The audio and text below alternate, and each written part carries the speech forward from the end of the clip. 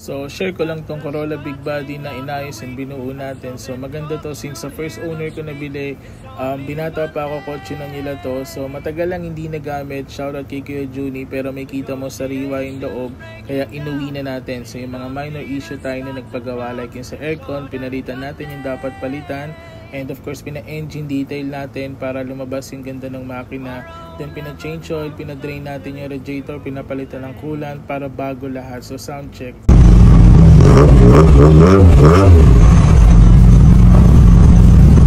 So after sa makina, nandito naman tayo sa fitment shop para lagyan siya ng konting tindig. So ayan, mas bumagay, nagtanggal din tayo ng tint, and then ang ganda ng lapat. Naglagay din tayo ng carrier, and of course naka power windows na to, and then power steering, and then naka double center console, armrest na rin tayo, and naka power lock and keyless entry. So naka Momo steering din to, and naka Pioneer head unit. So gumagana yung mga FM niya. And then sa likod, of course, meron tong muffler and naka gold limited edition ng Corolla, and naka wing na rin.